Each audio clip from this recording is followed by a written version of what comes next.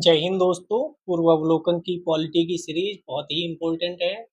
आप लोगों से एक शिकायत भी है। कुछ लोग आते हैं, एक वीडियो देखते हैं, उन्हें पसंद आता है, वो लाइक करते हैं।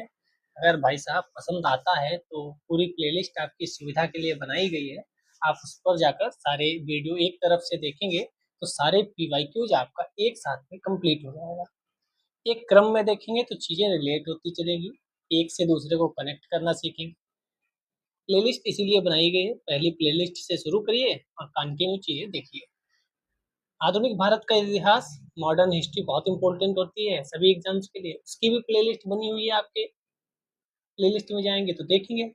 बाकी अगर आप यूपीएससी का भी कुछ सोच रहे हैं तो उसके लिए तो आपका पूरा जखीरा तैयार है। आप जाकर के उसको अपने दोस्तों को भी शेयर कर सकते हैं कि भाई कुछ बढ़िया हो रहा है, आप इसका लाभ उठाएं। आज हम संसदीय अधिनियम पढ़ेंगे और साथ में सर्वोच्च न्यायालय पढ़ेंगे। उच्चतम न्यायालय, सर्वोच्च न्यायालय, सुप्रीम कोर्ट, बात एक ही है। और संसदीय अधिनियम कितना इंपॉर्टेंट है बताने की आवश्यकता नहीं, आप सब समझदार हैं। चलिए पहला क्वेश्चन आपकी स्क्रीन पर, उम्मीद करते हैं आप आंसर देंगे। अगर नहीं दे पाएंगे तब तो हम बैठे ही हैं आपकी सुविधा के लिए। किस वर्ष में खाद्य मिलावट निवारण अधिनियम प्रथम बार लागू हुआ था? 1951, 1954, 1964, 1956। अगर क्वेश्चन ना आए तो डरना मत, याद कर लेना। यहाँ आप सीखने आए हैं, यहाँ आप एग्जाम देकर एसडीएम नहीं बनेंगे। तो सीख लीजिए, नोट कर लीजिए और एग्जाम में आकर सही कर दीजिएगा बस। 1954 में खाद्य मिलावट निवारण अधिनियम प्रथम बार लागू हुआ था, ठीक है।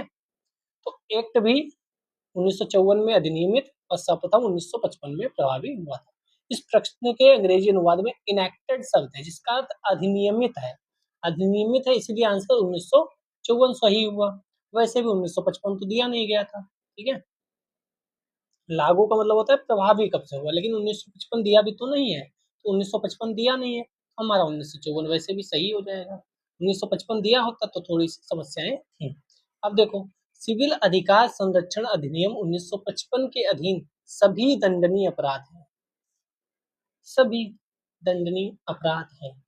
संज्ञेय तथा अजमानतीय, असंज्ञेय अजमानतीय, संज्ञेय संक्षेपता विचारणी, असंज्ञेय समनीय। तो ये संज्ञेय है बट संक्षेपता विचारणी है, ठीक है। सिविल अधिकार संरक्षण अधिनियम 1955, सेम बात वहां भी थी, यहाँ भी है। बस आपको समझना क्या है कि आपको समझना ये है अधिनियम पर भी क्वेश्चन आ जाते हैं, कभी कभार एक्ट भी पूछे जा सकते हैं। हो सकता है चर्चा में रहे हो तो पूछे जाए, तो आप करंट अफेयर्स में जो एक्ट चर्चा में रहते हैं उनको पढ़ लीजिएगा। सिविल अधिकार संरक्षण अधिनियम 1955 के अंतर्गत अपराध का विचारण किस न्यायालय द्वारा किया जाता है? सत्र न्यायालय, प्रथम श्रेणी, द्वितीय श्रेणी या मुख्य? तो प्रथम श्रेणी न्यायिक मजिस्ट्रेट के द्वारा अपराध का विचारण किया जाता है, ठीक है। मध्य प्रदेश ने ऐसे क्वेश्चन, ये क्या था मध्य प्रदेश को, मध्य प्रदेश ने ऐसे क्यों क्वेश्चन पूछे? हम लोगों ने ये वाला देखा था, ये भी सिविल अधिकार संरक्षण 1955 एमपी ने पूछा था 2012 में। ये भी सिविल अधिकार एमपी ने पूछ लिया 2014 में। ये भी सिविल अधिकार एमपी ने पूछा 2019 में। एक ही चीज को बार बार एमपी क्यों पूछ रहा है, ठीक है। इसमें दो आंसर है तो इसका कोई औचित्य नहीं है। चलिए हम चलते हैं आगे। यहाँ देखो 2013 में भी पूछा और यहाँ भी ए और डी दोनों आंसर सही है। छोड़ो, एमपी वाले विशेष ध्यान दें भाई। और ये देखो लो, सिविल अधिकार संरक्षण 2019 में पूछा, धारा 5 सही है। एक अधिनियम इम्पोर्टेंट है लगता है, आप पढ़ लीजिए इसको। यदि कोई व्यक्ति अस्पृश्यता के आधार पर किसी व्यक्ति को किसी अस्पताल, औषधालय, शिक्षा संस्थान, छात्रावास जो जनसाधारण या उसके किसी विभाग के फायदे के लिए स्थापित हो या चलाया जाता हो, प्रवेश से इनकार करता है, तब वह सिविल अधिकार संरक्षण अधिनियम 1955 के अंतर्गत दंडनीय होगा। यानी ये अस्पृश्यता से भी रिलेटेड है। अगर ऐसा कोई करता है तो धारा 5 के तहत वह दंडनीय होगा, ठीक है। अगर आ जाए तो सही करके आइएगा, दैट्स इट। 2018 में भी पूछ लिया, 12, 13, 14, 15, 16, 17, 18, 19, 20 लगातार पूछा गया है क्या? सिविल अधिकार संरक्षण अधिनियम 1955 के निम्नलिखित में से किस धारा के अंतर्गत सामूहिक जुर्माना अधिरोपित करने की राज्य सरकार की शक्ति का उपबंध है? तो धारा 10 है। अब प्रॉब्लम पता क्या है, कोई पेपर बना रहा होगा पीवाईक्यू उसने उठाए तो वो दिमाग लगाएगा नहीं और एक क्वेश्चन दे देगा ऑप्शन के साथ, ऐसे कई बार हुआ है। पिछली बार अगर गलत पूछा गया तो इस बार भी गलत पूछ लिया गया, उसे चेक भी नहीं किया गया, भैया देख तो लो, चेक कर लो सही भी है कि नहीं है। तो कई बार क्वेश्चन गलत भी रिपीट कर दिए जाते हैं। ये देखो 2012 में दो दो क्वेश्चन आ जाते हैं। सिविल अधिकार संरक्षण अधिनियम का विस्तार है, संपूर्ण भारत पर है क्या? अनुसूचित क्षेत्रों के सिवाय संपूर्ण भारत पर है, जम्मू कश्मीर राज्य के सिवाय संपूर्ण भारत पर है, या संघ राज्य क्षेत्र गोवा दमन दीव के सिवाय संपूर्ण भारत में है। तो ये संपूर्ण भारत पे होगा, अगर एक्ट है तो एक्ट तो पूरे भारत पर ही होता है, इसमें कोई ऐसी तरह दो राय वाली बात ही नहीं है। तो 2018 में फिर से पूछ लिया। सिविल अधिकार संरक्षण अधिनियम 1955 का विस्तार है, तो संपूर्ण भारत पर है। कोई अगर मध्य प्रदेश का देख रहा हो तो भैया बताओ ये क्वेश्चन इतने काहे पूछे जा रहे हैं एमपी में, मुझे तो जानकारी नहीं है। फिर से 2018 10 नंबर क्वेश्चन, सिविल अधिकार संरक्षण अधिनियम 1955 की निम्नलिखित में से किस धारा के अंतर्गत कंपनियों द्वारा अपराध? तो ये धारा 14, यानी धारा 5 हम लोगों ने पढ़ा अस्पृश्यता वाली, फिर धारा 10 पढ़ा और अब धारा 14 पढ़ रहे हैं। ठीक है, तो आप इसको सही से समझ लीजिएगा। चलो, कब न्यायालय सिविल अधिकार संरक्षण अधिनियम 1955 की धारा 12, अब 12 भी आ गया, आप चाहो तो एक पेज पे लिख सकते हो सारी धाराएं, के अंतर्गत उपधारणा करेगा कि अपराध अस्पृश्यता के आधार पर कारित किया गया है जब यह केवल अनुसूचित जाति के सदस्य से संबंधित है, जब यह केवल अनुसूचित जनजाति के सदस्य से संबंधित है, जब यह अनुसूचित जाति जनजाति दोनों के सदस्यों से संबंधित है, या उपरोक्त में से कोई नहीं। तो ये केवल अनुसूचित जाति के लिए था, ध्यान रखिएगा। 13 नंबर, अस्पृश्यता से उद्भूत अपराध घटित नहीं होगा, क्योंकि क्यों? अभियुक्त का कार्य जनसाधारण के किसी अनुभाग के व्यक्तियों के फायदे के लिए सृष्ट एक पूर्व न्याय के अधीन फायदे के उपभोग करने के संबंध में है, या अभियुक्त का कार्य अलंकारों के उपयोग के संबंध में है, या अभियुक्त के अपराध कारित करने में सक्षम नहीं होने से है, या अभियुक्त परिवादी पीड़ित समान सामाजिक समूह में है। तो अभियुक्त परिवादी पीड़ित समान सामाजिक समूह में है, यानी समान समाज भी है उसका समूह, जो जाति कह सकते हैं, ठीक है, और परिवादी पीड़ित, ये शब्द भी ध्यान रखिएगा, तो वह अस्पृश्यता से उद्भूत अपराध घटित नहीं होगा। ठीक है, एमपी वाले जिंदाबाद। 15 नंबर, सिविल अधिकार संरक्षण अधिनियम 1955 की निम्नलिखित में से किस धारा के अंतर्गत सद्भावना पूर्वक की गई कार्रवाई के लिए संरक्षण का उपबंध किया गया है? तो ये धारा 14 का है, अभी ऊपर भी देख कर आए थे, 14 का सद्भावना पूर्वक। 16 नंबर, कौन सा सही सुमेलित नहीं है? हिंदू विवाह अधिनियम 1955, हिंदू उत्तराधिकार अधिनियम 1956, 73वां संविधान संशोधन, शहरी क्षेत्रों के स्थानीय निकायों के चुनाव में महिलाओं के लिए स्थानों का आरक्षण, सती निरोध अधिनियम 1987, कौन सा सही नहीं है? सी वाला सही नहीं है, क्यों? क्योंकि 73वां जो था वो शहरी क्षेत्रों के लिए था, कि यहाँ देखो, शहरी क्षेत्रों के स्थानीय निकायों के चुनाव में महिलाओं के लिए स्थानों का आरक्षण 73वां नहीं बल्कि 74वां संविधान संशोधन द्वारा किया गया था। बहुत बारीक अंतर है, बहुत बढ़िया क्वेश्चन बना है, ये क्वेश्चन बनना चाहिए। आ जाओ, इसको यहीं से पढ़ लेते हैं, इधर उधर हो जाएगा, क्या फायदा। देखो, भारतीय शस्त्र अधिनियम 1878 कैसे याद रखोगे? मैं तो ऐसे याद रखता हूँ, 1878 कौन था? लिट्टन साहब थे, लिट्टन साहब। आप कहोगे लिट्टन कौन? ये वायसराय नाम का व्यक्ति हुआ करता था, वायसराय नाम का पद, वहां ये 76 से 80 तक विराजमान थे। 80 में कौन आया साहब? 80 से 84 एक बढ़िया आदमी आया था जिसका नाम था रिपन। तो लिट्टन ने दो तीन काम कर दिए थे, वर्नाकुलर प्रेस एक्ट और भारतीय शस्त्र अधिनियम। तो ये तो 1878 याद है। शाही पद अधिनियम 1876, तो वर्ष पहले। ठीक है, भारतीय उच्च न्यायालय अधिनियम 1861, 1857 का विद्रोह हुआ, उसके जस्ट बाद 3 साल बाद 1861 में भारतीय उच्च न्यायालय अधिनियम बनाया गया। भारतीय विवाह विच्छेद अधिनियम 1869 बनाया गया। तो ये जो है ये चारों याद कर लीजिए, क्वेश्चन आ सकते हैं फिर से। 18 नंबर, घरेलू हिंसा से महिला संरक्षण अधिनियम लागू हुआ है। घरेलू हिंसा से 2005 में या 2006 में? तो ये 2006, 26 अक्टूबर को लागू हुआ। अब बना कब था? महिलाओं को घरेलू हिंसा से संरक्षण प्रदान करने के लिए घरेलू हिंसा से महिलाओं का संरक्षण अधिनियम 2005 बना था, 2006 से प्रभावी हुआ। तो दो चीजें याद रखनी है, क्या क्या? कब बना एक्ट और कब वह लागू हुआ। ठीक है, बनेगा कब, जब लोकसभा, राज्यसभा और अंत में प्रेसिडेंट साहब अपनी साइन कर देंगे, तब वह एक्ट बन जाएगा। ठीक है, फिर उस पर काम चलेगा, फिर लागू होगा। 19 निम्न में से कौन सामाजिक अधिनियम नहीं है। सामाजिक अधिनियम कौन सा नहीं है। MISA, anti dowry act, protection of civil rights, prevention of immoral traffic act. तो इसमें मीसा जो है वह सामाजिक अधिनियम नहीं है। क्यों? क्योंकि मीसा का मतलब है maintenance of internal security act. इस सिक्योरिटी से रिलेटेड है, इंटरनल सिक्योरिटी से।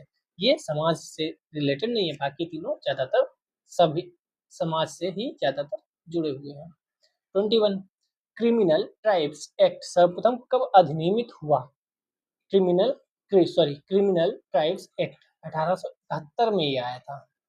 क्रिमिनल ट्राइब्स एक्ट उत्तर भारत के अधिकांश क्षेत्रों में प्रारंभ में ये लागू हुआ था, बाद में पूरे देश में। 22 अनुसूचित जाति और अनुसूचित जनजाति अधिनियम 1989 प्रवृत्त हुआ। कब प्रवृत्त हुआ? तो ये 30 जनवरी 1990 को प्रवृत्त हुआ।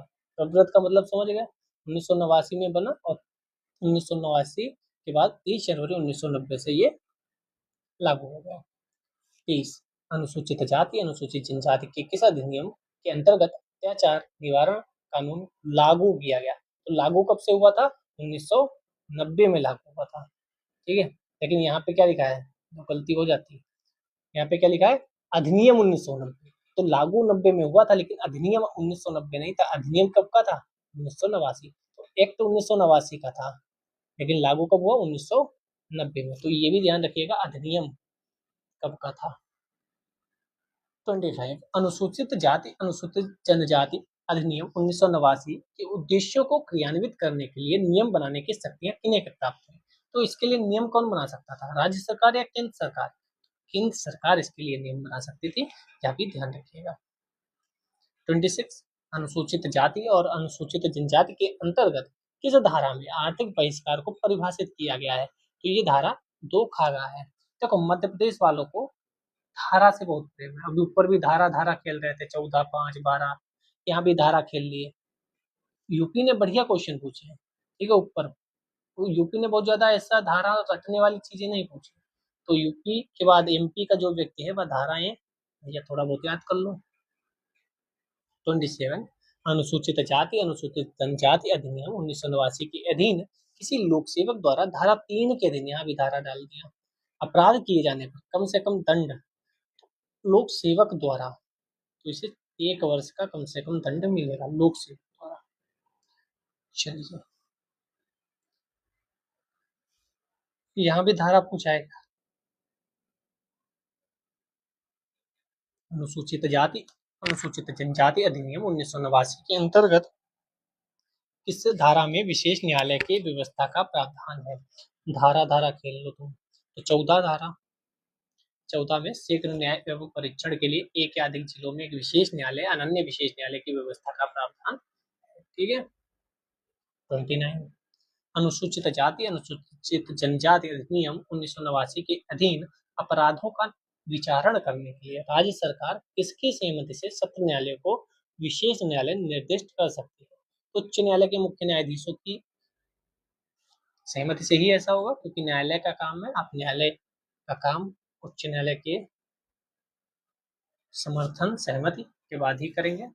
अनुसूचित जाति और अनुसूचित जनजाति अधिनियम के अधीन अपराधों का विचारण करने के लिए सेशन न्यायालय को विशेष न्यायालय के रूप में विनिर्दिष्ट करने का प्रयोजन है शीघ्र विचारण। एमपी वालों ने ऐसे क्वेश्चन बहुत पूछे हैं भाई। 32 अनुसूचित जाति और अनुसूचित जनजाति अधिनियम अनुसूचित जाति अनुसूचित जनजाति की उन्नति के लिए एक प्रावधान है जो निम्न में से किस एक सिद्धांत पर आधारित है। पृथक्करणता अधिमानी संरक्षा विभेद का सिद्धांत इसमें आता है। अब ये उच्चतम न्यायालय भी पढ़ेंगे। ठीक है, यहाँ फिर वही है। अनुसूचित जाति अनुसूचित जनजाति अधिनियम के अंतर्गत सामूहिक जुर्माना निरूपित और वसूल करने की शक्ति किसे मिली है। तो राज्य सरकार को मिली हुई है, याद रखिएगा। फिर मध्य प्रदेश अनुसूचित जाति जनजाति अधिनियम 89 के अधीन अपराध अभियोजन में न्यायालय निम्न में से क्या उपधारित कर सकता है? तो उपरोक्त समझे, सामान्य आशय, सामान्य उद्देश्य, दुष्प्रेरण कुछ भी कर सकता है।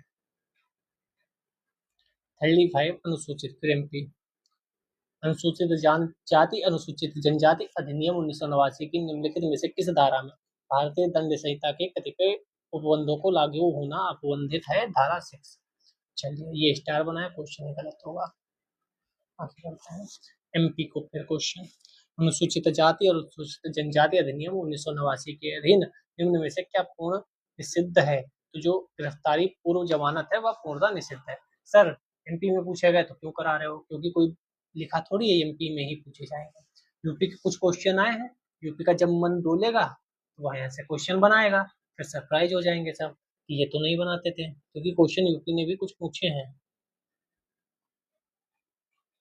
ये तो सब एमपी वाले हैं। ये देखो यहाँ पे यूपी ने पूछा है, यूपी पीसी 2013। तो अगर क्वेश्चन ये देखो UP UP UP UP RS UP Rajasthan UP UP, काफी यूपी ने भी पूछे हैं, तो भाई कर लो, ठीक है, पेशेंस के साथ। आधे एक घंटे में कुछ नहीं होता, 10 मिनट और लगेंगे, लेकिन कर लेते हैं। अनुसूचित जाति एवं अनुसूचित जनजाति अधिनियम 1989 की निम्नलिखित में से किस धारा में अग्रिम जमानत प्रतिबंधित है? तो धारा 18 में अग्रिम जमानत प्रतिबंधित है। 39 अनुसूचित जाति जनजाति अधिनियम 89 के अधीन किए गए अपराध का अन्वेषण ऐसे पुलिस अधिकारी द्वारा किया जाएगा जो रैंक में कम ना हो। उप अधीक्षक से तो कम होना ही नहीं चाहिए। उप अधीक्षक आप समझते होंगे। निम्नलिखित शक्तियों में से कौन सी एक अनुसूचित जाति और अनुसूचित जनजाति अधिनियम के अधीन निर्दिष्ट विशेष न्यायालय को नहीं दी गई है? कौन सी नहीं दी गई है? तो डी वाली नहीं दी गई है। पुलिस से भिन्न किसी व्यक्ति को अतिरिक्त अन्वेषण करने के लिए अधिकृत करना, ये नहीं दी गई। तो सिंपल क्वेश्चन था ये, तो कॉमन सेंस से भी सही हो जाता। 41 अनुसूचित जाति अनुसूचित जनजाति अधिनियम 1989 के अधीन विशेष न्यायालय निम्न में से कौन सी शर्त का प्रयोग नहीं कर सकता? व्यक्ति को हटाया जाना, संपत्ति, व्यक्ति, सामूहिक जुर्माना। सामूहिक जुर्माना आरोपित करना ये नहीं कर सकता विशेष न्यायालय। चलिए ये तो स्टार लगा यानी क्वेश्चन गलत होगा। चलिए हम आते हैं यहाँ पे, निम्नांकित में से कौन सा कथन असत्य है? अनुसूचित जाति जनजाति अधिनियम के अंतर्गत अपराध ऐसे व्यक्ति द्वारा कारित किया जाता है जो अनुसूचित जाति या अनुसूचित जनजाति का सदस्य नहीं है। अनुसूचित जाति जनजाति अधिनियम की धारा 14(1) में स्थापित अनन्य विशेष न्यायालय धारा 2 में परिभाषित है। क्या परिभाषित है? पीड़ित अनुसूचित जाति अनुसूचित जनजाति में परिभाषित है, आश्रित भी परिभाषित है। क्या परिभाषित नहीं है? तो बी वाला ही परिभाषित नहीं है। अनुसूचित जाति और अनुसूचित जनजाति के अधिनियम अन्य विशेष न्यायालय परिभाषित है, ये गलत है, ठीक है। 45 अनुसूचित जाति जनजाति नियम जिला स्तरीय सतर्कता मॉनिटरी समिति इसके अंतर्गत आती है, तो 17 के अंतर्गत आती है। चलिए यूपी आ रहे हैं। 46 अनुसूचित जाति अनुसूचित जनजाति नियम वार्षिक रिपोर्ट के लिए सामग्री का उपबंध किस धारा के अंतर्गत है? धारा 18। तो 4 धाराएं हैं इम्पोर्टेंट हर एक्ट की। हाँ ये बढ़िया क्वेश्चन है। पेशा अधिनियम, सरकार ने अनुसूचित क्षेत्रों में पंचायत विस्तार, बहुत इंपॉर्टेंट है ये, बहुत इंपॉर्टेंट है, अधिनियम को 1996 में अधिनियमित किया। निम्नलिखित में से कौन सा एक इसका उद्देश्य के रूप में अभिज्ञात नहीं है? स्वशासन प्रदान करना, पारंपरिक अधिकारों को मान्यता देना, जनजातीय क्षेत्रों में स्वायत्त क्षेत्रों का निर्माण करना, जनजातीय लोगों को शोषण से मुक्त करना। तो ये जो है ना स्वायत्त क्षेत्र, ये सही नहीं है, बाकी अधिकतर चीजें सही है। आज करो पढ़ लो, आगे बढ़ते हैं। 48 संसद के सूचना अधिकार अधिनियम को भारत के राष्ट्रपति की स्वीकृति हुई प्राप्त कब प्राप्त हुई थी? तो ये प्राप्त हुई थी 15 जून 2005। अब नहीं पूछा जाएगा क्वेश्चन, ठीक है। 2013 में पता नहीं क्यों पूछा गया था, इतना पुराना क्वेश्चन कैसे याद रहेगा कब हुआ था। चलिए सूचना का अधिकार अधिनियम पारित हुआ, हाँ ये पूछ सकते हो आप, 2005 में पारित हुआ। ये अच्छा क्वेश्चन है, ये बनता है, कई बार बनेगा क्वेश्चन। 50 सूचना का अधिकार के संबंध में निम्नलिखित कथनों में से कौन सा सही है? क्या है? एक राजनीतिक अधिकार है, संवैधानिक अधिकार है, विधिक अधिकार है या सामाजिक अधिकार है? तो विधिक अधिकार है हमारा। क्या है? विधिक अधिकार, कानूनी अधिकार। 51 सूचना का अधिकार मूल अधिकार है? नहीं, मूल अधिकार नहीं है, लेकिन बात को सर्वोच्च न्यायालय ने कह दिया था, मूल अधिकार भी है और विधिक अधिकार भी है। सर्वोच्च न्यायालय ने कब कहा था, आइए देखते हैं। हाँ ये तो लिखा है, झूठ थोड़ी बोल रहा। सर्वोच्च न्यायालय ने अपने अनेक निर्णयों में इसे संविधान के अनुच्छेद 19(1)(a) के तहत वाक स्वातंत्र, अभिव्यक्ति स्वातंत्र के मूल अधिकार में निहित माना है। मतलब क्या है सर? मतलब ये है, मैं कुछ बोल रहा हूँ तो ये मेरा मूल अधिकार है, लेकिन मैं बोलूंगा तब ना जब मुझे जानकारी होगी। मुझे जानकारी ही नहीं है तो मैं बोलूंगा कैसे? तो ये जानकारी जो है ना, सूचना का अधिकार, सूचना का मतलब सूचना मुझे मिले तब मैं बोलूंगा। तो मैं बोलूंगा, ये अगर मूल अधिकार है तो सूचना मिले ये भी मूल अधिकार होना चाहिए। बोलने के लिए सूचना आवश्यक है, तो बोलना मूल अधिकार है तो सूचना भी मूल अधिकार है। ऐसा ऐसा कुछ थोड़ा बहुत कहा गया था, ठीक है। हाँ, यही कहा गया था, ऐसा ऐसा नहीं। आगे बढ़ते हैं। निम्नांकित में से कौन सी शब्दावली सूचना का अधिकार अधिनियम की उद्देशिका में उल्लिखित है? सूचना की पारदर्शिता, प्रकटन, नागरिकता, संसूचित या लोकतांत्रिक आदर्श की प्रभुता। सभी कुछ होगा, हाँ सभी कुछ है। राजस्थान वाले क्वेश्चन बढ़िया पूछते हैं, ऐसा कुछ नहीं। कोई कोई क्वेश्चन राजस्थान वाले भी मजेदार पूछ लेते हैं। ये स्टार बना है यानी क्वेश्चन में वो दिक्कत होगी, पढ़ लेते हैं। यूपी ने पूछा है, सूचना का अधिकार अधिनियम 2005। फिर मैंने बोला सूचना का अधिकार बहुत महत्वपूर्ण है, ध्यान रखिएगा। निम्नलिखित कथनों पर विचार कीजिए, उसे चुनिए जो प्रावधानित नहीं है अथवा विशिष्ट रूप से विमुक्त है। ये जम्मू कश्मीर राज्य में लागू नहीं है, ध्यान रखिएगा, 2006 में पूछा गया है। आवेदक जो सूचना हेतु अनुरोध करता है उसे सूचना मांगे जाने के कारणों को देना होगा। मुख्य सूचना आयुक्त को हटाया जाना।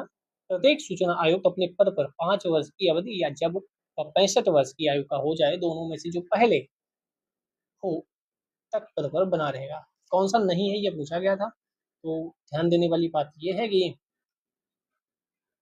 प्रश्नकाल के दौरान सूचना का अधिकार बी में दिए गए प्रावधान के अतिरिक्त सभी प्रावधान थे। बी मतलब आवेदक जो सूचना हेतु अनुरोध करता है उसे सूचना मांगे जाने के कारणों को देना होगा, ठीक है। ये था विकल्प बी का स्पष्टीकरण इस प्रकार है।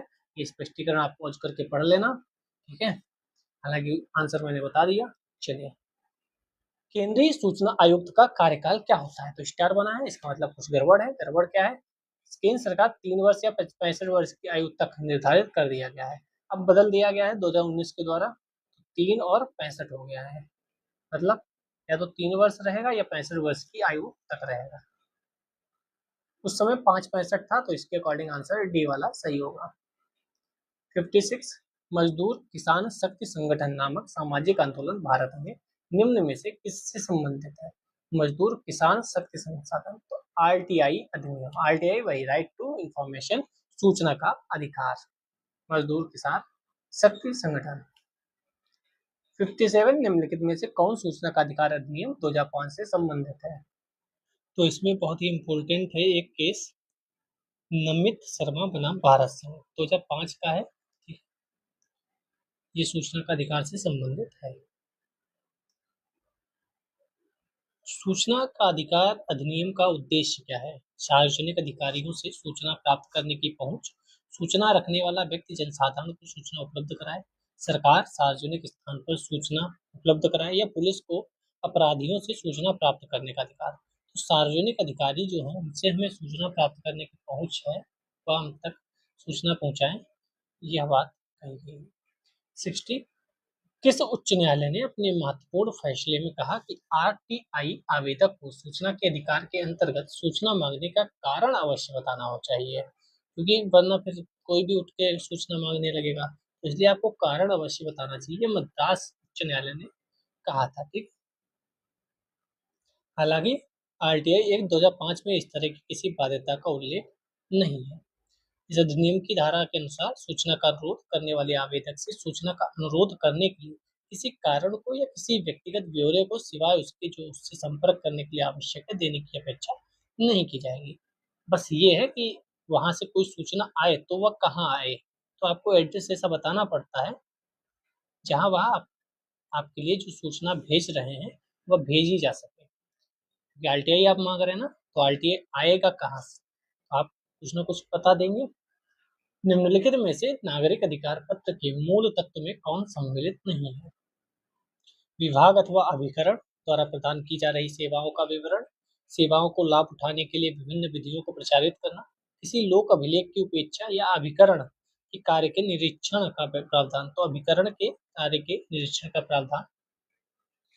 62, आईएएस ने 2021 में क्वेश्चन पूछा, राष्ट्रीय स्तर पर अनुसूचित जाति और अन्य पारंपरिक वन निवासी अधिनियम 2006 के प्रभावी कार्यान्वयन को सुनिश्चित करने के लिए कौन सा मंत्रालय नोडल एजेंसी है? तो ये बहुत आसान क्वेश्चन था। जनजातीय कार्य मंत्रालय इसकी नोडल एजेंसी है। ठीक है। 63 2013 में आईएएस ने क्वेश्चन पूछा। फिर वही अनुसूचित जनजाति एवं अन्य पारंपरिक वनवासी अधिनियम 2006 के अधीन व्यक्तिगत या सामुदायिक वन अधिकारों अथवा दोनों की प्रकृति एवं विस्तार के निर्धारण की प्रक्रिया को प्रारंभ करने के लिए कौन प्राधिकारी होगा? राज्य वन विभाग, जिला कलेक्टर या तहसीलदार? तो इसमें ग्राम सभा जो है वह प्राधिकारी था। ये भी आसान क्वेश्चन के अंतर्गत कंसीडर किया जाएगा, क्योंकि आप जो भी बुक पढ़ते हैं वहाँ ये दिया गया है।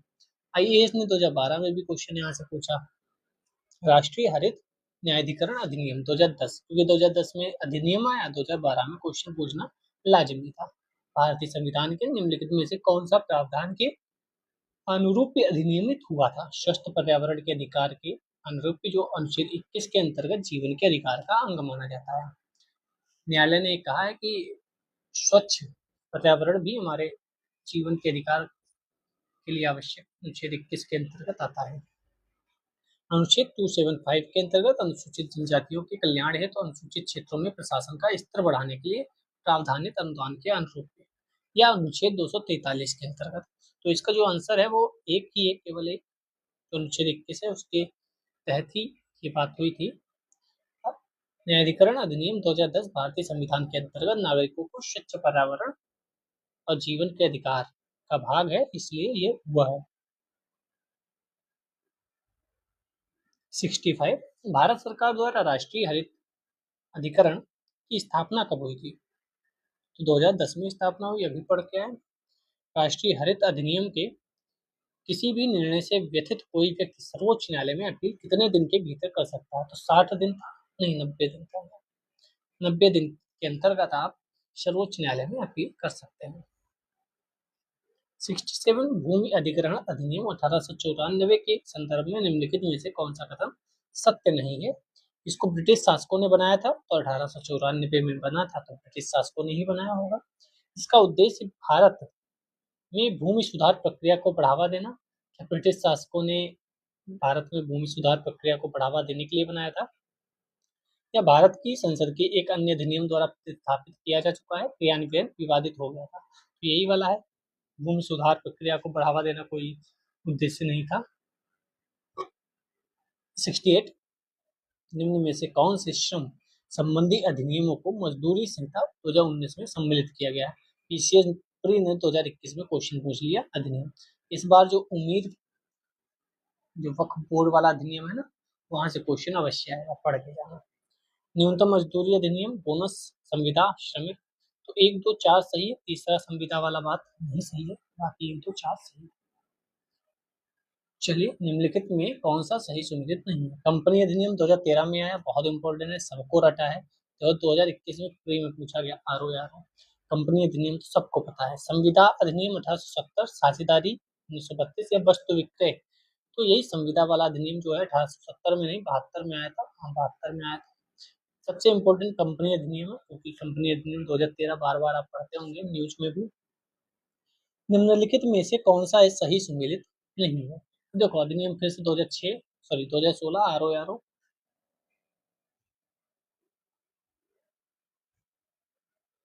बताइए कौन सा सही है? सही नहीं है।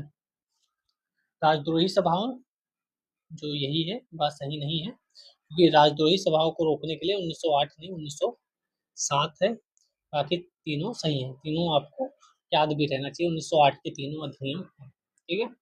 आपदा प्रबंधन एक्ट कब बनाया गया था? ये भी इम्पोर्टेंट है। आपदा प्रबंधन एक्ट तभी आया था जब अभी एक और 2005 में एक्ट पढ़ के आया था। 2005 में एक और एक्ट आया था, कौन सा आया था?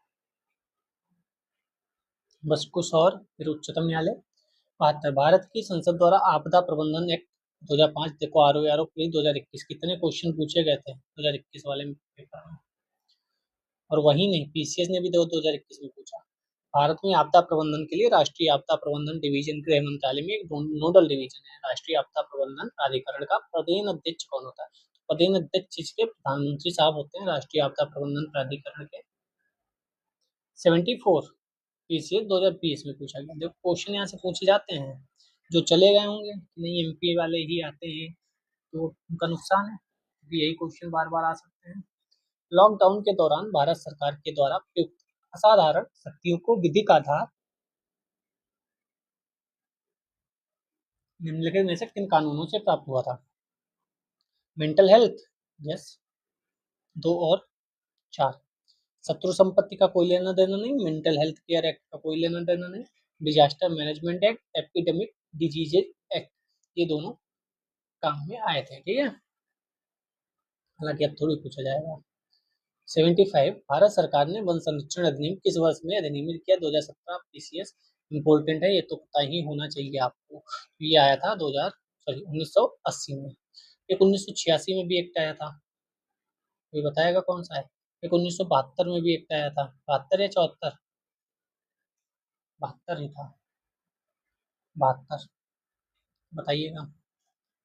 76 निम्नलिखित कथनों पर विचार कीजिए। आईएएस 2020 आधार मेटा डेटा को 3 महीने से अधिक संग्रहित नहीं किया जा सकता।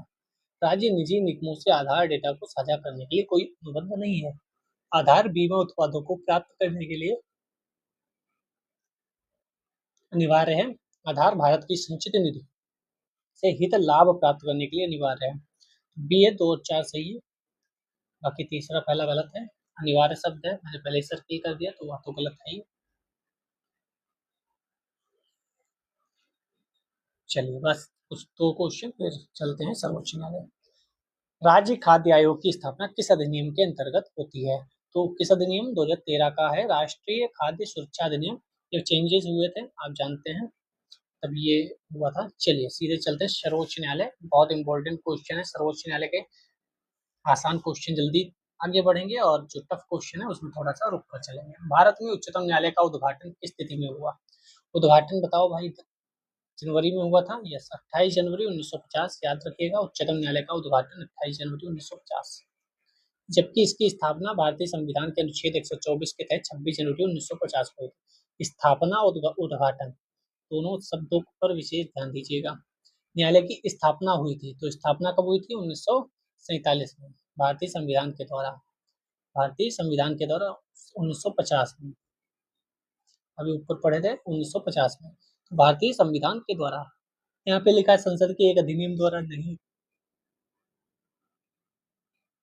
भारतीय स्वतंत्रता अधिनियम नहीं, भारत सरकार अधिनियम नहीं। चलिए थर्ड नंबर, भारत के उच्चतम न्यायालय में न्यायाधीशों की संख्या में वृद्धि करने की शक्ति किसमें निहित है? किसमें निहित होनी चाहिए? संसद में निहित होनी चाहिए। स्टार्टिंग में कितने जज थे? 8 थे, 1+7, एक मुख्य न्यायाधीश और 7 अन्य न्यायाधीश। आज कितने हैं? आज है 34, एक मुख्य न्यायाधीश और 33 अतिरिक्त। पूछी जा सकती है संख्या। भारत के सर्वोच्च न्यायालय में न्यायाधीशों की वर्तमान स्वीकृत संख्या कितनी है? तो वर्तमान आपको बतानी है इसलिए स्टार लगा है। वर्तमान संख्या मैंने बता दी 34 है, 33+1। ठीक है, यहाँ पे लिखा भी है 34, ध्यान रखिएगा 33+1। सर्वोच्च न्यायालय में एक मुख्य न्यायाधीश के अतिरिक्त कितने न्यायाधीश होते हैं? तो समय समय के अनुसार बदलते रहते हैं, कोई आवश्यकता नहीं है। यहाँ भी न्यायाधीश पूछे गए तो वहाँ हमें कोई आवश्यकता नहीं है। सर्वोच्च न्यायालय में न्यायाधीश नियुक्त होने के लिए व्यक्ति को कम से कम कितने वर्ष उच्च न्यायालय का एडवोकेट होना चाहिए? तो बी आंसर सही होना चाहिए, 10 वर्ष का एडवोकेट होना अनिवार्य है। ठीक है, उच्च न्यायालय में 124 अनुच्छेद भी याद रखिएगा, कई बार क्वेश्चन में पूछा गया है, अभी इसमें भी आगे आएगा। क्या क्या योग्यताएं होनी चाहिए देख लो। वह भारत का नागरिक हो, एक या अधिक उच्च न्यायालय का कम से कम 5 वर्ष तक न्यायाधीश रहा हो और 10 वर्ष तक अधिवक्ता रहा हो। 10 वर्ष तक अधिवक्ता, 5 वर्ष तक न्यायाधीश। पर राष्ट्रपति की राय में पारंगत विधिवेत्ता हो। ये उच्च न्यायालय के लिए ऐसा कोई भी चौथा वाला जो है ना, वो उच्च न्यायालय में नहीं लिखा हुआ है, केवल उच्चतम न्यायालय के लिए लिखा गया है। भारतीय सर्वोच्च न्यायालय में न्यायाधीशों की नियुक्ति कौन करता है? तो नियुक्ति तो हमारे महामहिम राष्ट्रपति महोदय करते हैं। 9 नंबर, सर्वोच्च न्यायालय का न्यायाधीश अपना पद त्याग सकता है किसे लिखकर? तो जो इनको नियुक्ति करते हैं उन्हीं को त्याग पत्र भेजेगा। अनुच्छेद 124। सर्वोच्च न्यायालय का न्यायाधीश अपने पद से त्याग पत्र किसको लिख देता है? राष्ट्रपति। हाँ, ये वाला बढ़िया क्वेश्चन है। 2011 सॉरी 11 नंबर, उच्चतम न्यायालय के न्यायाधीश किस प्रकार हटाए जा सकते हैं? तो ये आपको पता है राष्ट्रपति के द्वारा संसद की सिफारिश पर हटाए जा सकते हैं। ठीक है, संसद में बाकायदा पूरी चीज होती है। ये बात ध्यान रखिएगा, ये कई बार पूछा गया है कि महाभियोग शब्द का प्रयोग संविधान में केवल राष्ट्रपति को हटाने के लिए किया गया है। उच्च न्यायालय उच्चतम न्यायालय के न्यायाधीश को हटाने के लिए महाभियोग शब्द का प्रयोग नहीं किया गया। कई बार लोग कह देते हैं महाभियोग, लेकिन महाभियोग केवल राष्ट्रपति को हटाने के लिए शब्द का प्रयोग किया गया है। आईएएस का क्वेश्चन लंबा चौड़ा था, उसको छोड़ते हैं क्योंकि आगे कंसीडर हो ही जाएगा कहीं ना कहीं। सर्वोच्च न्यायालय के न्यायाधीश के बाद भारत के राष्ट्रपति द्वारा हटाए जा सकते हैं। कौन कौन हटाए जा सकते हैं? सर्वोच्च न्यायालय के न्यायाधीश। किसकी? सीबीआई की जांच? नहीं। भारत की बार काउंसिल रिपोर्ट? नहीं। संसद में महाभियोग प्रस्ताव पारित करके? नहीं। संसद में महाभियोग प्रस्ताव पारित करके। ये हालांकि सही आंसर नहीं है, लेकिन फिर भी इसमें जो दिए गए हैं चारों, उसमें से यही सबसे सही आंसर है। तो यहाँ पे संसद होना चाहिए, संसद में महाभियोग प्रस्ताव पारित होना, ये लाइन नहीं लिखनी चाहिए थी। 14 सर्वोच्च न्यायालय में सेवानिवृत्त आयु कितनी है? तो 65 ईयर्स है, और उच्च न्यायालय में 62 ईयर्स है, दोनों याद रखिएगा। सर्वोच्च न्यायालय में 65 ईयर्स, उच्च न्यायालय में 62 ईयर्स। ठीक है। 15 वही क्वेश्चन, सेवा की उम्र 65 ईयर्स। उच्चतम न्यायालय के न्यायाधीशों का वेतन निर्धारण किया जाता है किसके द्वारा? संसद के द्वारा किया जाता है, 125 के तहत। ये बढ़िया क्वेश्चन आईएएस का होगा। यस, आईएएस 2012 में देख लेते हैं। भारत के उच्चतम न्यायालय की स्वायत्तता की रक्षा है तो क्या प्रावधान है? हमारे यहाँ न्यायालय अलग है, कार्यपालिका अलग है और विधायिका अलग है, तो न्यायालय कैसे पता चलता है अलग है?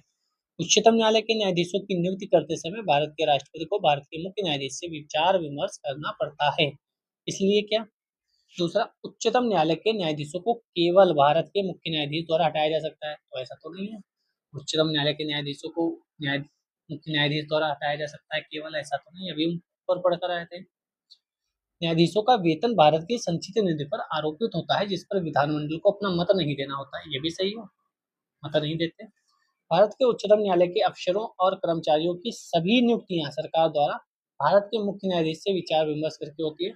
सरकार द्वारा तो नहीं होती नियुक्तियां, नियुक्तियां खुद सर्वोच्च न्यायालय अपनी करता है। तो कौन कौन से सही होंगे? 1 और 3। क्यों? क्योंकि देखो ये वाला मैंने कट किया था, ये वाला भी कट किया, तो बच्चे कौन से? 1 और 3। नियुक्ति राष्ट्रपति को भारत के मुख्य न्यायाधीश से विचार विमर्श करके करना पड़ता है, और भारत की संचित निधि पर भारित होते हैं इनके वेतन। 18 नंबर, संसद भारत के उच्चतम न्यायालय की अधिकारिता को विस्तारित नहीं कर सकती। क्यों नहीं कर सकती? कर सकती है, जबकि उसकी अधिकारिता वही है जो संविधान ने प्रदान की। नहीं, अधिकारिता विस्तारित तो कर सकती है शायद, जहां तक मैं सही भी आंसर देखेंगे। उच्चतम न्यायालय और उच्च न्यायालयों के अधिकारी और सेवक संबद्ध मुख्य न्यायमूर्ति द्वारा नियुक्त किए जाते हैं। तो मुख्य न्यायमूर्ति द्वारा क्या नियुक्त किए जाते हैं? तो डी सही है जो मैंने बोला। ये भी गलत, क्योंकि राष्ट्रपति द्वारा नियुक्त किए जाते हैं। ये भी गलत, क्योंकि विस्तारित नहीं कर सकते, ऐसा नहीं है, वो विस्तारित कर सकते, कम नहीं कर सकते, ये ध्यान रखिएगा। 19, सेवानिवृत्त होने के पश्चात सर्वोच्च न्यायालय के न्यायाधीश वकालत कर सकते हैं। केवल सर्वोच्च न्यायालय में, केवल उच्च न्यायालय में, दोनों में? किसी भी न्यायालय में वकालत नहीं कर सकते। आप सर्वोच्च न्यायालय के न्यायाधीश रह चुके हो, बहुत बड़ा पद है आपके पास, आप कहीं फिर नहीं कर सकते वकालत। भारत के सर्वोच्च न्यायालय के कार्यवाहक मुख्य न्यायाधीश की नियुक्ति कौन करता है? तो वह सब राष्ट्रपति साहब ही करते हैं। 126 याद रखिएगा, आर्टिकल बहुत इंपॉर्टेंट है, यहाँ से कई बार आर्टिकल पूछे गए हैं। भारत के कार्यवाहक मुख्य न्यायाधीश की नियुक्ति कौन करेगा? तो हमारे राष्ट्रपति महोदय।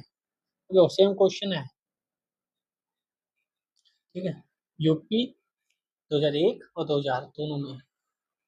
22, सर्वोच्च न्यायालय के न्यायाधीश की नियुक्ति की जाती है राष्ट्रपति के द्वारा किसकी सलाह पर? तो ये सलाह होती है सर्वोच्च न्यायालय के मुख्य न्यायाधीश से परामर्श करके की जाती है, ध्यान रखिएगा। प्रधानमंत्री की सलाह कोई इंटरफेरेंस नहीं, कोई इंटरफेयर नहीं, कोई इंटरफेयर नहीं।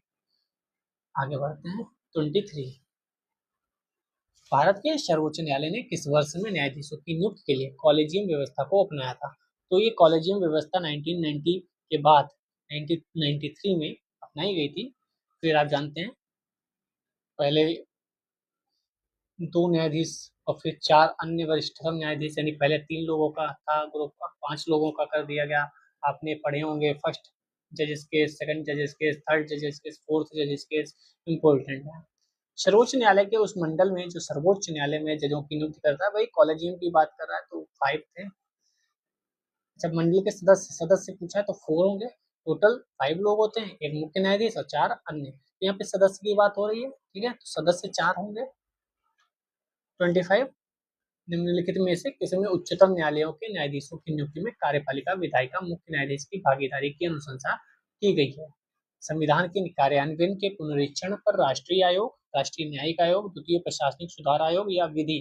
तो द्वितीय प्रशासनिक सुधार आयोग जो है उसमें ऐसा कहा गया है, ठीक है, बहुत इंपॉर्टेंट है द्वितीय सुधार आयोग, सेकंड ARC।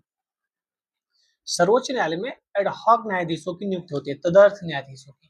तो कतिपय न्यायाधीश दीर्घकालीन अवकाश पर जाते हैं, इसलिए स्थायी नियुक्ति के लिए कोई उपलब्ध नहीं होता, इसलिए न्यायालय के समक्ष लंबित वादों में असाधारण वृद्धि हो जाती है, इसलिए या न्यायालय के किसी सत्र के लिए न्यायाधीशों का कोरम नहीं होता। हाँ, कोरम नहीं होता, इसलिए पूरा नहीं हो पाता कोरम, तो तदर्थ न्यायाधीशों की नियुक्ति कर ली जाती है, ठीक है। बाकी आपने सब पढ़ा ही होगा, नहीं पढ़ा है तो कमेंट करिए, मैं आपको पूरा उच्च न्यायालय, उच्चतम न्यायालय सब पढ़ा दूंगा। भारतीय संविधान में तदर्थ न्यायाधीशों की नियुक्ति का प्रावधान है, सर्वोच्च न्यायालय में, उच्च न्यायालय में, जनपद या उपरोक्त सभी में। सर्वोच्च न्यायालय में ऐसी बातें लिखी गई हैं, विशेष ध्यान दीजिएगा। 30 नंबर क्वेश्चन, उच्चतम न्यायालय में संविधान के निर्वाचन से संबंधित मामले की सुनवाई करने के लिए न्यायाधीशों की संख्या कम से कम कितनी होनी चाहिए? निर्वाचन की बात हो रही है तो 5 होनी चाहिए क्या? यस, 5 होनी चाहिए, ठीक है। बाकी आप लोगों ने पढ़ा ही होगा। 31, संविधान के निर्वाचन के बारे में विधि के सारवान प्रश्न अभी पढ़ के आए, 5 होनी चाहिए, ठीक है। उच्चतम न्यायालय में न्यायाधीशों की संख्या 5। केंद्र और राज्यों के बीच आप ये बताओ सबसे ज्यादा जजेस किस केस में बैठे थे और कितने बैठे थे? 5, 7, 9, 11, 13, 15, 17, कौन सा केस था, कितने जज बैठे हुए थे? केंद्र और राज्यों के बीच होने वाले विवादों का निर्णय करने की भारत के उच्चतम न्यायालय की शक्ति किसके अंतर्गत आती है? केंद्र और राज्य का जो मामला है वह मूल अधिकारिता के अंतर्गत आता है, मतलब सीधे यहाँ जाया जा सकता है और कहीं नहीं जा सकते आप। केंद्र और राज्य या कुछ राज्य कुछ केंद्र के साथ हो, मतलब राज्यों का सरकारों का कुछ लफड़ा होगा तो उच्चतम न्यायालय। निम्नलिखित में से कौन से उच्चतम न्यायालय की आरंभिक अधिकारिता में आते हैं? भारत सरकार, एक या अधिक राज्यों के बीच विवाद, यस। संसद के किसी भी सदन या राज्य विधानमंडल में हुए चुनाव पर विवाद, भारत सरकार, किसी संघ राज्य क्षेत्र का विवाद, 2 या अधिक राज्यों के बीच विवाद। तो सी वाला आंसर सही है, 1 और 4। अगर भारत सरकार एक तरफ है, दूसरी तरफ कुछ राज्य हैं, एक तरफ भारत सरकार कुछ राज्य है, दूसरी तरफ भी कुछ राज्य हैं, एक तरफ कुछ राज्य है, दूसरी तरफ कुछ राज्य हैं, राज्य मतलब राज्य सरकारें, तो वहां पर आरंभिक अधिकारिता है, बाकी नहीं है। चलिए 34 पे चलते हैं। भारत के सर्वोच्च न्यायालय की शक्तियों के विषय में निम्नलिखित में से कौन सा कथन सही नहीं है? इनके पास जनता के मूल अधिकारों की रक्षा के लिए आदेश जारी करने की अनन्य शक्ति, इस शब्द पे फोकस करिएगा, अनन्य शक्ति। वह अंतर शासकीय विवादों में मूल एवं अनन्य क्षेत्राधिकार रखते हैं। अंतर शासकीय विवाद या भारत के राष्ट्रपति द्वारा कानून के प्रश्न या किसी तथ्य को निर्दिष्ट किए जाने पर सलाहकार अधिकारिता रखता है। इसके पास अपने ही निर्णय आदेश पर पुनर्विचार करने की शक्ति होती है, तो यही गलत है। क्यों? मैंने बता ही दिया तो पहले कि अनन्य पे विचार करिएगा, ये सही नहीं है और सही नहीं है इसलिए सही है। क्या कह रहे हो सर? क्योंकि उसने पूछा ही था गलत क्या है, तो गलत मैंने बता दिया, ठीक है। अनुच्छेद 32 और अनुच्छेद 226 उच्च न्यायालय के लिए आप जानते हैं। 34, कौन सा सही नहीं है? सर्वोच्च न्यायालय का गठन 1950 में हुआ था। सर्वोच्च न्यायालय देश की उच्चतम अदालत है जिसमें अपील की जाती है। सर्वोच्च न्यायालय कोर्ट मार्शल को छोड़ अन्य किसी भी उच्च न्यायालय की सुनवाई कर सकता है। सर्वोच्च न्यायालय कोर्ट मार्शल के साथ किसी भी सुनवाई कर सकता है, तो ये सी वाला ही है, कोर्ट मार्शल को छोड़कर अन्य किसी भी न्यायालय की सुनवाई कर सकता है। 36, अभिलेख न्यायालय 129 आर्टिकल में है, क्या आशय है? इसे अपने सभी निर्णयों का अभिलेख रखना होता है, इसके सभी निर्णयों का साक्ष्यात्मक मूल्य होता है, इस पर किसी भी न्यायालय में प्रश्न चिन्ह नहीं लगाया जा सकता। इसे अपनी अवमानना करने वाले को दंडित करने की शक्ति है, इसके निर्णयों के विरुद्ध कोई अपील नहीं की जा सकती। तो अभिलेख न्यायालय का मतलब बी वाला आंसर सही है, इसके सभी निर्णयों का साक्ष्यात्मक मूल्य होता है, इस पर किसी भी न्यायालय में प्रश्न चिन्ह नहीं लगाया जा सकता। अभिलेख न्यायालय इसका आशय है, ठीक है।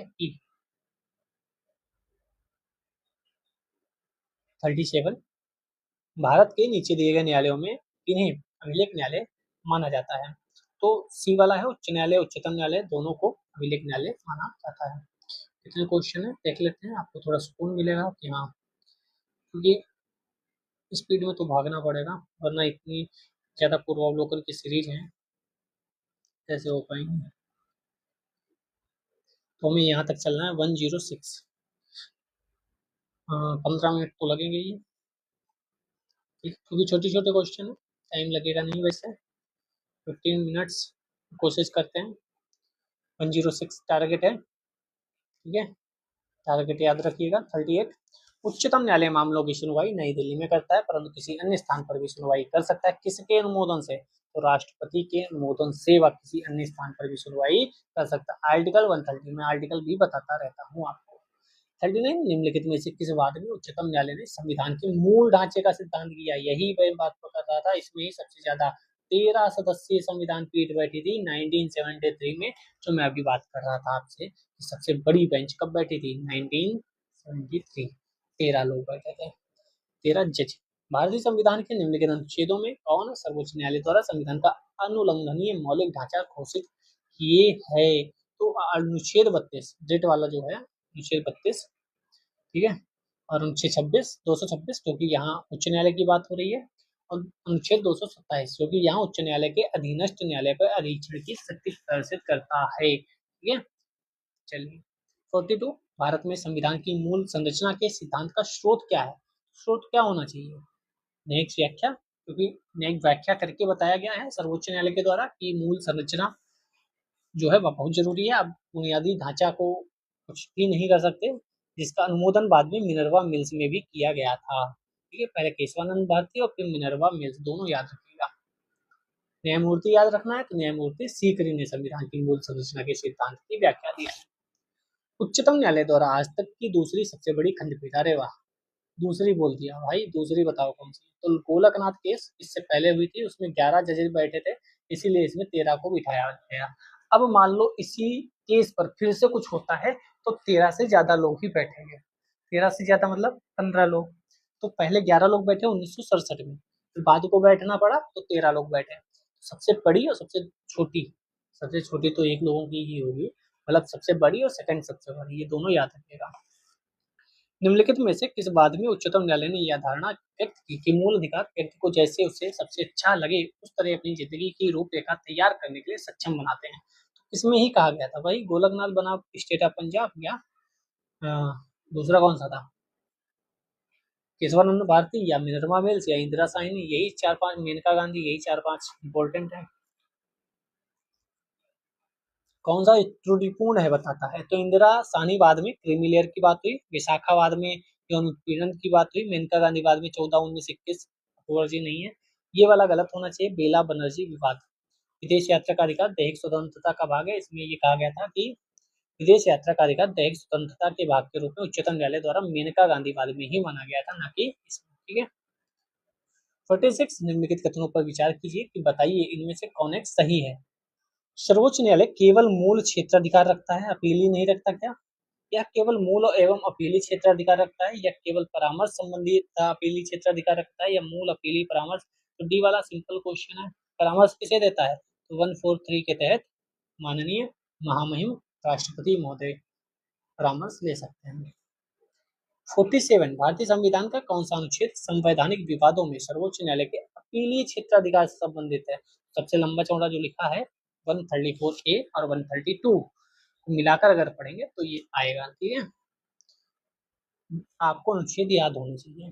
संविधान की व्याख्या से संबंधित सभी विवाद सर्वोच्च न्यायालय के पास लाए जा सकते हैं। प्रारंभिक क्षेत्राधिकार, अपीली, परामर्शदात्री, तो अपीली के मामले की बात हो रही है, यहाँ पे अपील करके आप लाए जा सकते हैं।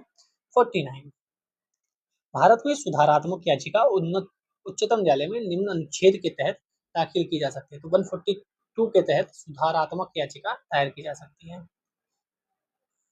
50 नंबर संविधान का कौन सा अनुच्छेद उच्चतम न्यायालय को उसके द्वारा दिए गए निर्णय अथवा आदेश के पुनर्विलोकन हेतु अधिकृत करता है? पुनर्विलोकन का मतलब क्या है? पुनः, अपना देख सकते हैं कि मैंने सही बोला था कि कई बार आप सोचते होंगे सर्वोच्च न्यायालय ने पहले ये कहा था अब ये कह रहा है, तो उसे अपने जो निर्णय है उनको पलटने का भी पूरा अधिकार है। उच्चतम न्यायालय द्वारा सुनाए गए निर्णय या दिए गए आदेश के पुनर्विलोकन के बारे में निम्नलिखित में से कौन सा कथन सही है? तो सही पूछ रहा है तो एक ही सही होगा, वही देख लेते हैं। उच्चतम न्यायालय को अपने द्वारा सुनाए गए निर्णय या दिए गए आदेश को फिर से सुधारने, फिर से बदलने का अधिकार प्राप्त है। मैंने बोल दिया, वही यहाँ पर लिखा है। 52 भारत के सर्वोच्च न्यायालय के निर्णय के संबंध में निम्न से कौन सा सही है? सही पूछ रहा है तो वही सही होगा। ये सर्वोच्च न्यायालय को अपने निर्णय को परिवर्तित करने का अधिकार है, मैंने पहले ही बता दिया आपको। ये देखो, आइए 2019 भारत के संविधान के संदर्भ में सामान्य विधियों के अंतर्गत अनुच्छेद 142 के अधीन कार्य कर सकते हैं निम्नलिखित में से कौन इसका अर्थ है? अर्थ पूछा है तो एक ही सही होगा, उसी को देख लेते हैं। पी वाला, भारत का उच्चतम न्यायालय अपनी शक्तियों के प्रयोग में संसद द्वारा निर्मित विधियों से बाध्य नहीं होता है। ये ध्यान रखिएगा, वो संविधान से बस चीजें हैं और बाध्य नहीं है। भारत में न्यायिक पुनरीक्षण का अर्थ क्या है? तो एक ही अर्थ होगा, वही देख लेते हैं। विधियों और कार्यपालिक आदेशों की संवैधानिकता के विषय में व्याख्यान करने का न्यायपालिका का अधिकार जो है वह न्यायिक पुनरीक्षण का अर्थ है। ठीक है, चलिए 55 न्यायिक पुनर्विलोकन का अर्थ यह है कि सर्वोच्च न्यायालय, अभी पढ़ के आए थे, राज्य के किसी भी कानून को अवैध घोषित कर सकते हैं। ठीक है, पुनर्विलोकन। 56 न्यायिक पुनर्विलोकन में न्यायालय को निम्नलिखित अधिकार प्राप्त है। यदि कोई कानून आदेश संविधान के विपरीत है तो उसे असंवैधानिक घोषित कर दिया जाएगा। तो न्यायिक पुनर्विलोकन का मतलब समझ लो, अगर संविधान के विपरीत कुछ है तो उसे खत्म कर देगी कौन? न्यायालय। उसे समाप्त कर दिया जाएगा। संविधान के खिलाफ कुछ नहीं होना चाहिए, संविधान के विरुद्ध कोई भी रूल रेगुलेशन, कोई भी नियम कानून नहीं बनने चाहिए, एक्ट नहीं पारित होना चाहिए। भारत का संविधान अपने मूल ढांचे को संघवाद, धर्मनिरपेक्षवाद और मूल अधिकारों तथा लोकतंत्र के रूप में परिभाषित करता है। संविधान अपने परिभाषित करता है।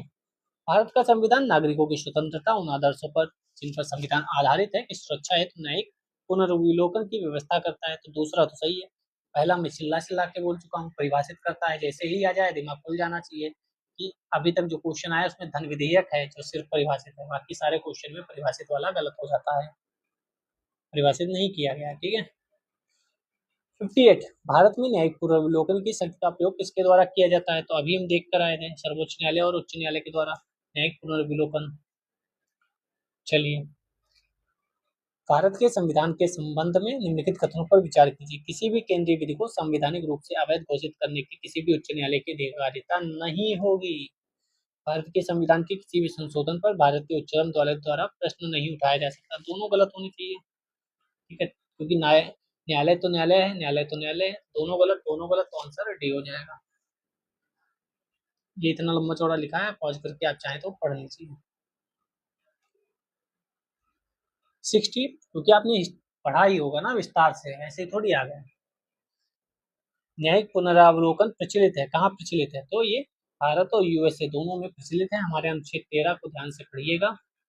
61 पीसीएस, भारत में न्यायिक पुनरीक्षण का क्षेत्र सीमित है। भारतीय संविधान में कुछ उधार की वस्तुएं हैं, तो उधार की वस्तुएं तो हैं और सीमित भी है, लेकिन इसकी व्याख्या थोड़ी करता है, स्पष्टीकरण थोड़ी उसका है। चलिए, इसको भी पढ़ लेना पॉज करके, और क्या बताएं लो, पॉज कर लो, पढ़ लो। 62 भारतीय संविधान में न्यायिक पुनर्विलोकन का आधार क्या है? तो विधि द्वारा स्थापित प्रक्रिया। विधि द्वारा स्थापित प्रक्रिया हमने कहाँ से ली है, ये भी बताइएगा कमेंट सेक्शन में। 63 कोई भी संविधान संशोधन कानून भारतीय सर्वोच्च न्यायालय द्वारा असंवैधानिक घोषित कर दिया जाएगा यदि वह संविधान से अन्यत्र कुछ है उसमें। विधि के समक्ष समानता के अधिकार को भाग 3 से हटाकर संविधान में अन्यत्र कहीं रखता है तो असंवैधानिक घोषित कर दिया जाएगा। इनमें से सबसे सही वो वाला था। 64 संविधान की व्याख्या करने का अंतिम अधिकार सिर्फ और सिर्फ सर्वोच्च न्यायालय को। भारतीय संविधान का संरक्षक कौन? सिर्फ और सिर्फ सर्वोच्च न्यायालय। भारतीय संविधान का संरक्षक सर्वोच्च न्यायालय। निम्नलिखित में से कौन भारत के संविधान का अभिरक्षक? सर्वोच्च न्यायालय। भारतीय संविधान का अभिभाषक सर्वोच्च न्यायालय। कोई भी क्वेश्चन आएगा ऐसा, सर्वोच्च न्यायालय। संरक्षण व्याख्या कौन करेगा? सर्वोच्च न्यायालय। केंद्रीय कानूनों की संवैधानिक वैधता के संबंध में भारत के सर्वोच्च न्यायालय की अनन्य अधिकारिता है। क्या अनन्य है? सर्वोच्च न्यायालय भारतीय संविधान का संरक्षक है। संरक्षक तो है साहब, लेकिन अनन्य शब्द गड़बड़ कर देता है। और मैंने आज ही कई क्वेश्चन ऐसे दिखाए जहां अनन्य शब्द गड़बड़ कर रहा था और स्टेटमेंट गलत हो रहा था। ठीक है, चलिए पॉज करके पढ़ सकते हो आप। हम चलते हैं 70 में। निम्नलिखित में कौन से मामले उच्च न्यायालय उच्चतम न्यायालय की अधिकारिता में आते हैं? तो उच्च न्यायालय उच्चतम न्यायालय दोनों में कौन आएंगे? मूल अधिकार वाले। राज्यों का परस्पर विवाद सिर्फ उच्च न्यायालय। केंद्र राज्य उच्च न्यायालय। संविधान का उल्लंघन से संरक्षण उच्च न्यायालय। 71 भारतीय संविधान के किस अनुच्छेद के तहत सर्वोच्च न्यायालय भारतीय नागरिकों के मौलिक अधिकार की रक्षा करता है, जिसे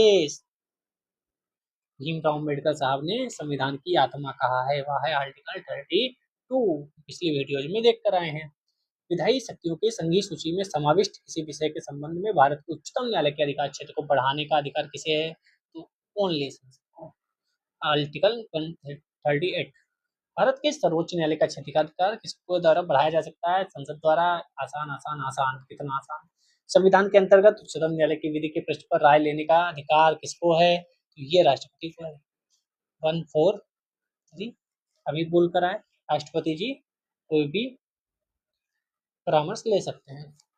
उच्चतम न्यायालय उच्च न्यायालय के न्यायाधीशों की नियुक्ति स्थानांतरण के लिए परामर्श प्रक्रिया के संबंध में राष्ट्रपति ने उच्चतम न्यायालय को एक अभिदेशन किया है। तो खंड 1 अनुच्छेद 143। कोई भी ऐसी बात होगी जो परामर्श से रिलेटेड होगी तो 143। IAS बढ़िया क्वेश्चन है, बहुत कुछ मटेरियल इसमें है, पढ़ लेते हैं। उच्चतम न्यायालय की परामर्शी अधिकारिता के विषय में निम्नलिखित में से कौन सा कथन सही है? उच्चतम न्यायालय के लिए यह बाध्यकारी है कि वह राष्ट्रपति द्वारा निर्देशित किसी भी मामले में अपना मत व्यक्त करे। बाध्यकारी है क्या उच्चतम न्यायालय? परामर्शी अधिकारिता की शक्ति के अधीन प्राप्त किसी निर्देश पर उच्चतम न्यायालय की पूर्ण पीठ सुनवाई करती है क्या? परामर्शी अधिकारिता के अधीन प्राप्त निर्देश पर व्यक्त किया हुआ उच्चतम न्यायालय का मत सरकार पर बाध्यकारी नहीं होता है। हाँ, ये तो सही है, बाध्यकारी नहीं होता है। उच्चतम न्यायालय को उसकी परामर्शी अधिकारिता की शक्ति के अधीन एक बार में केवल एक ही निर्देश भेजा जा सकता है। क्या ऐसा है? सी सही है, 2 और 3। एक बार में एक ही निर्देश भेजा जा सकता है। तो एक तलवार में एक ज्ञान वाला तो सिस्टम हो गया। बाध्यकारी है तो बाध्यकारी वहां होगा नहीं। यहाँ पे सही क्यों होगा? क्योंकि यहाँ बाध्यकारी नहीं लिखा था, यहाँ बाध्यकारी है। बाध्यकारी है गलत, बाध्यकारी नहीं है सही। बाध्यकारी बहुत कम चीजें हैं बाध्यकारी।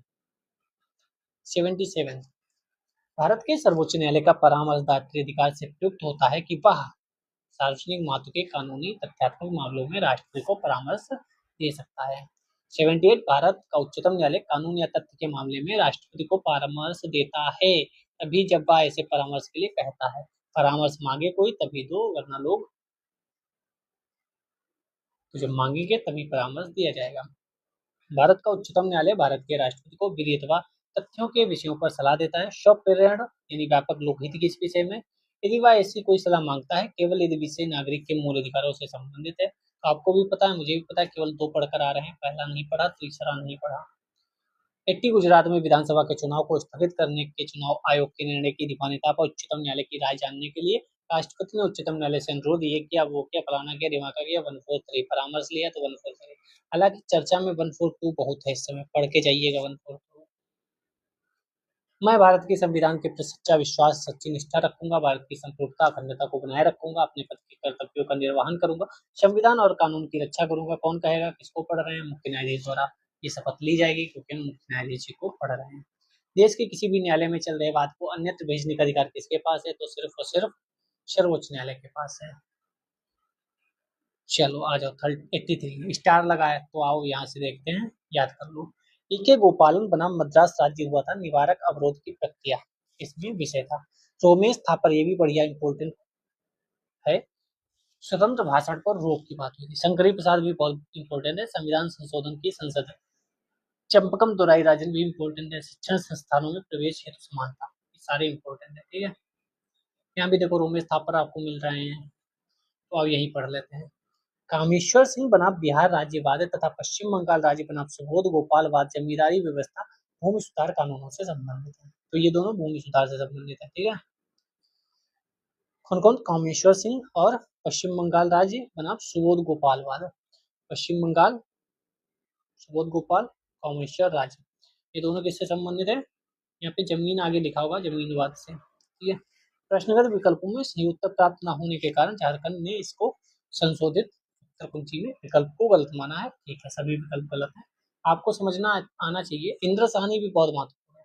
कौन केस क्या कह रहा है? ये आप देख लो तो बेहतर रहेगा।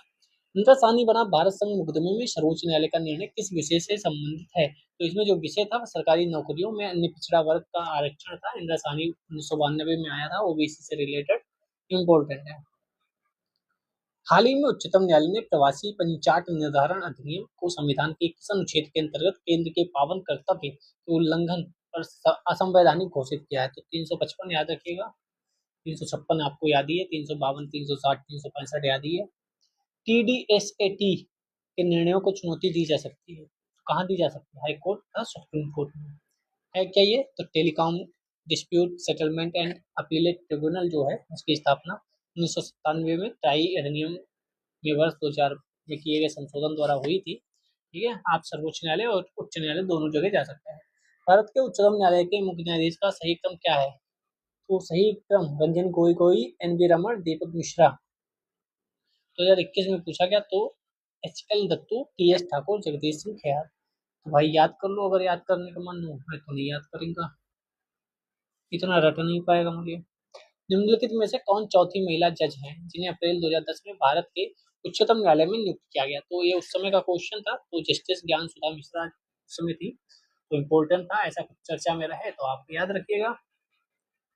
हाल ही में नियुक्त को सुप्रीम कोर्ट के निम्नलिखित न्यायाधीशों में कौन इससे पहले किसी उच्च न्यायालय का न्यायाधीश नहीं था?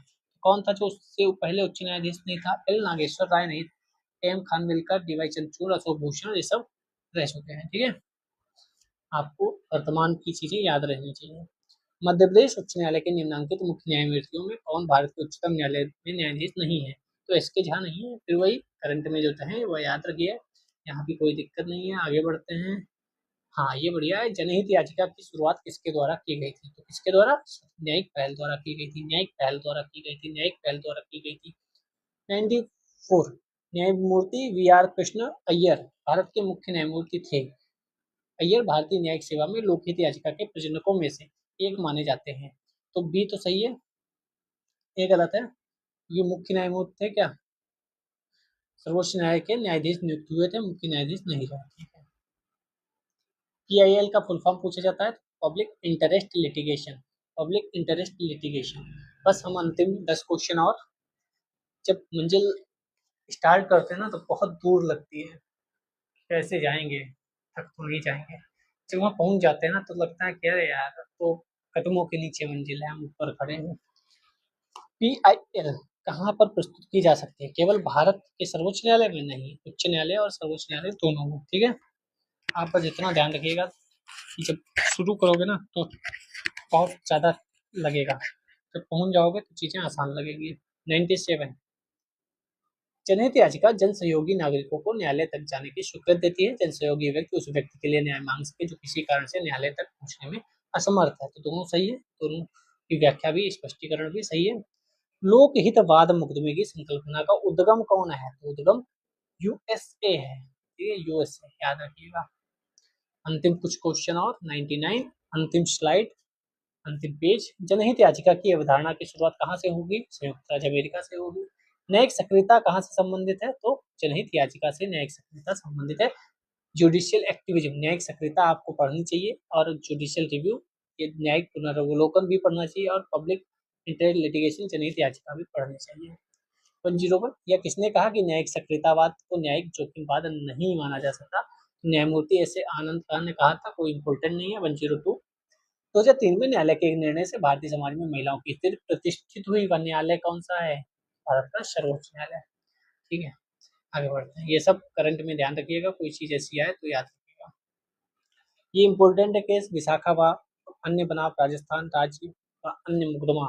तो इसमें कार्यस्थल पर महिलाओं की यौन उत्पीड़न की रोकथाम से संबंधित था। विशाखा से याद रखिएगा, महिलाओं की यौन उत्पीड़न से संबंधित मामला था। 104 उच्चतम न्यायालय ने निम्नलिखित में से किस मामले में पाया कि केंद्रीय अन्वेषण शाखा एक पंजरा बंद है? तो ये डी कोयला आवंटन घोटाला बाद था। ठीक है, अब ये कब हुआ था ये आपको पता है? 2015 में अगर क्वेश्चन पूछा जा रहा है तो कब होगा? तो सीबीआई को कहा गया था पिंजराबंद तोता। ठीक है, और आज के माननीय मेंबर कहते हैं कि वर्तमान सरकार सीबीआई ईडी का उपयोग विपक्षियों को भटकाने के लिए, विपक्षियों को जेल में डालने के लिए कर रही है। तो ये तो उच्चतम न्यायालय ने तब कहा था माननीय, जब आपकी सरकार थी, तो क्या माना जाए, इसकी लाठी उसकी भैंस। खैर, आप जो समझते हैं वह ठीक है, बाकी विचारणीय तथ्य रहते हैं, आपको दोनों पक्षों से भी विचार करना चाहिए। आप पढ़े लिखे लोग हैं।